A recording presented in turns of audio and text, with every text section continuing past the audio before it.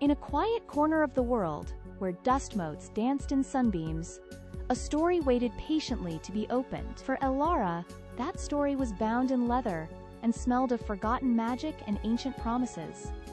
With a touch as light as a whisper, she traced the gilded patterns, and the book responded with a life of its own. A warm, golden light bloomed from its pages, promising a world far beyond her windowpane. The light was not just a glow, but an invitation, a gentle current pulling her from the familiar scent of old paper and wood. She did not resist, for her heart had always known it was meant for adventures written in starlight. Her feet found purchase not on a wooden floor, but on grass that hummed with a soft, magical energy. Above her, the sky was not empty, but a grand ocean upon which continents of earth and stone drifted silently. This was a place painted by dreams, a reality more vivid than any she had known. In her eyes, the floating castles were not just stone, but the solidified hopes of a world built on wonder.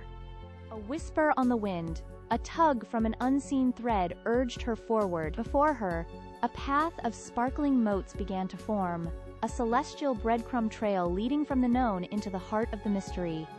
The path was not of dirt, but of captured starlight, guiding her up an invisible staircase into the sky. With each step, the world below became a beautiful memory, and the world above a tangible dream. She reached the precipice where the starlight path ended, arriving at the base of the first island. Here, a waterfall of what looked like liquid stardust cascaded down, feeding the clouds below with nascent dreams.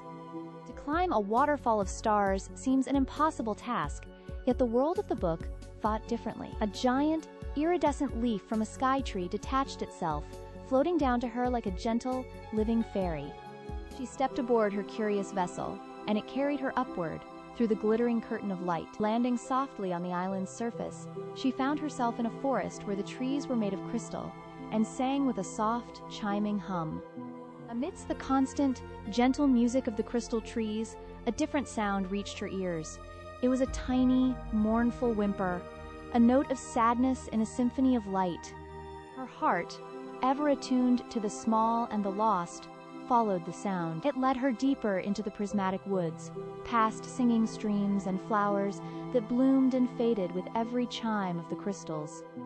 There, huddled in the shadow of a mushroom that glowed with the light of a harvest moon, was the source of the sound. It was a dragon, no bigger than a kitten, its scales shimmering like pearls, and its wings still too fragile for the sky.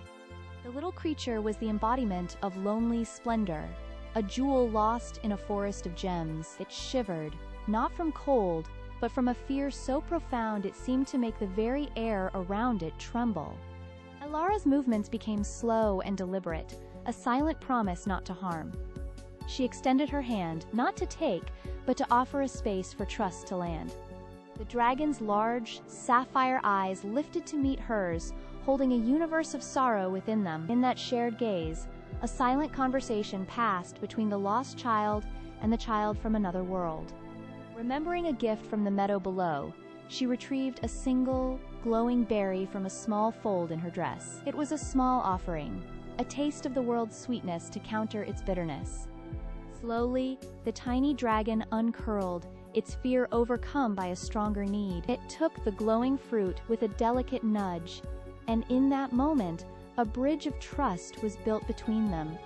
The berry's light faded as it was eaten, but a new light grew in the little dragon's eyes, one of gratitude. It nudged her hand again, this time not for food, but for the simple comfort of touch. As if summoned by the shift in the world's heart, a great shadow passed over the crystal forest. High above, a shape of magnificent size and grace circled, its call a thunderous echo of the baby's whimper. Elara looked from the searching giant in the sky to the trusting creature by her side, and she understood. Her quest was not just to find the lost, but to help it return home. The baby dragon, now safe in her arms, chirped with a newfound joy, its voice a compass pointing the way. Together, they moved toward the highest peak of the island, a spire of rock that reached for the heavens. At the summit, with the whole of the sky world spread below them, the mother dragon descended. It was a moment not of fear, but of breathtaking grace, a reunion painted on the canvas of the clouds. With a nudge as gentle as a summer breeze, the mother dragon thanked the small girl, her gratitude showering down as a cascade of harmless, glittering sparks. As the suns finally set, the familiar golden light returned for Illalara, its purpose now fulfilled.